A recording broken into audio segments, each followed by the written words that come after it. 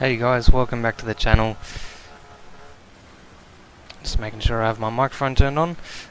Today we're going to be covering some force feedback setup tips, and I was meant to get this video out last week or during the week sometime, but I got sidetracked with the new series of Making a Murderer on Netflix, so I do apologise for the delay.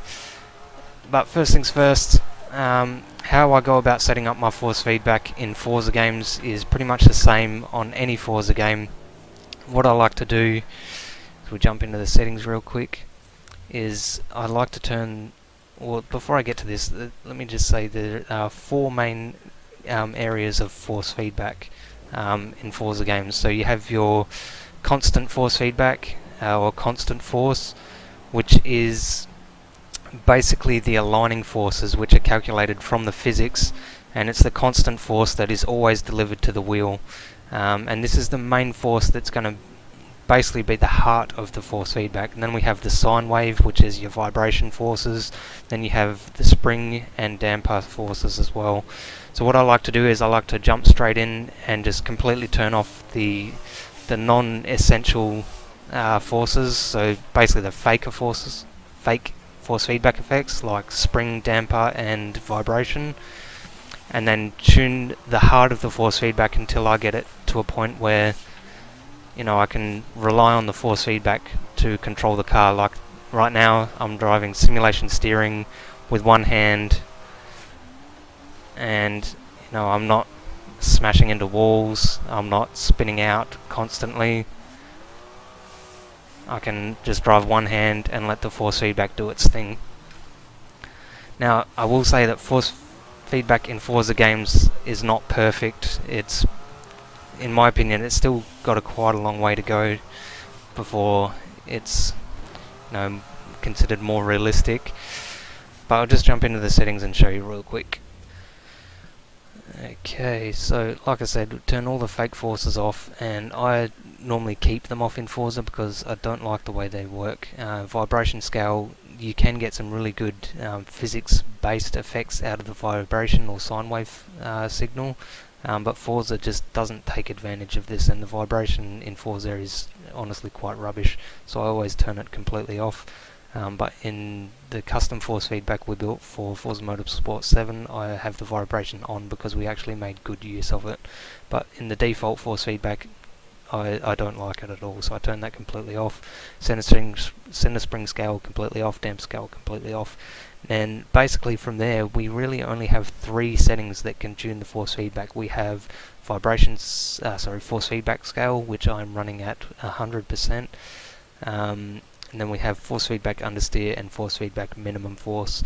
Now, to set these up, what you want to do is just understand what they actually do. So the force feedback understeer setting is basically setting the mechanical torque or caster trail torque from the force feedback. So if you're setting up a drift car and you want the wheel to constantly sort of follow through and point in the direction that the car is moving, you want a really high mechanical torque setting. So you want to run this as high as possible just so you get the most sort of direct feel out of the wheel. Hence why I'm running it at 100, because most of the time I like to drive sideways. But if you're not driving sideways and you want a better feel for when the tyre's losing grip, the more you lower this, the more the force feedback is going to drop off when you push the tyre past its peak grip. So that's what that setting does. The other setting is minimum force, and this is very inaccurately labelled because it's not a minimum force. Basically what it does is, if we read the description, the pneumatic trail align torque. So it sets the build up in the torque curve from the tyre self-aligning torque rather than the caster trail. It's just the tyre itself, so you can tune it so it will build up faster or more linear. So ideally you really think of this as a dynamic centering force, like when you first start loading up the tyre, it'll set how fast the force will build up, or how sort of soft or linear it will be. So that's really what the setting should be called. It should be more of a spring, dynamic spring because it's not a center spring, it's the proper self-aligning spring. And then obviously we have the force feedback scale. That's going to be really personal preference. Some people like heavy wheels, some people like light wheels. I have a modified club sport wheel that puts out quite a bit more torque than standard. I believe it's between 8 and 9 Newton meters. So I do like quite a strong wheel. And because of the way force feedback steering wheels work, especially non-direct drive wheels, the higher force feedback you can get, the better the wheel is going to be at responding to the force feedback signal. And then non-force feedback settings, we have obviously all your dead zones, and the other dead zones aren't super important. If you don't know what dead zones are, basically if we look at say my handbrake here, if you look at the little telemetry bar there, you'll see full input when I move it all the way to maximum. A dead zone is basically just going to add a dead zone. So if I had a 50% dead zone, I would have to pull the handbrake to 50% before the game will actually start reading input from it. That's on an inside dead zone. If I had an outside dead zone of 50, basically when I get to 50% on the handbrake pull, it would read maximum in game, because the rest of it is just a dead zone, hence the name.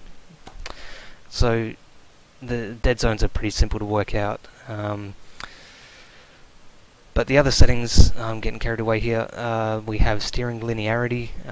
This will basically just manipulate how much the game responds to your input. So a higher setting is going to make the wheel more sensitive, so you won't be turning as much near the center, or lower values will mean you'll have to turn more near the center to get the same steering input. And it's basically just curves the input. So if we had a graph of wheel degrees and game input, linear at the 50 setting would just be a straight line. You know, once you reach maximum lock on the wheel, you'll reach maximum lock on the game at the same speed. When you adjust the linearity, it will just basically curve that line, so it'll make it either more sensitive or less sensitive near the middle. And then we have the extremely complicated, overly stupefied steering sensitivity setting if you're on PC. If you're on the Xbox, you don't have to worry about this nonsense. You have a degrees of rotation setting, but on the PC we get blessed with this absolutely useless, pathetic setting. And what it does is, I'll pull up a little graph from the in-depth descriptions on the Forza support, the new Forza support page. But basically what it does is, it's kind of like a degrees of rotation / steering ratio setting, but it's so complicated and ridiculously stupid. I honestly don't know why they put it in the game. They really should have just put a degrees of rotation in both games and just left it at that. I can kind of understand why they didn't, because the PC, the game doesn't have a way of communicating to the wheel what degrees of rotation the wheel is using. Like on the Xbox, there's a higher communication language between the wheel and the console, so when you change settings on the wheel, it'll actually change it in the game, and vice versa. Whereas on the PC, that just doesn't happen, just because the communication is very different to what the wheel does on the Xbox. But yeah, I'll just leave that for now. I'll go in more in depth in this in another video when I do my rant about all the things wrong with steering wheels in Forza. But that's basically how I set my force feedback up. For the most realistic approach, so I can try and get force feedback that feels more believable and allows me to control the car with a bit more confidence than what the default settings would.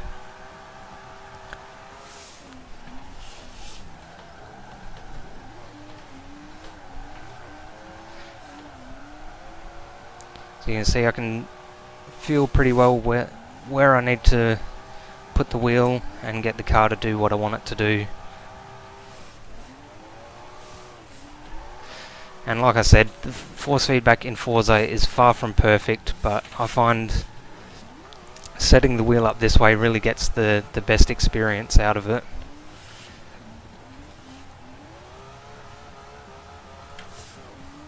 And like I said, I am using simulation steering here, but if you can't handle simulation steering, if it feels if it feels too twitchy and you lose control all the time, just put it on normal steering and let that help you control the car, because it really is a great assist for that exact reason.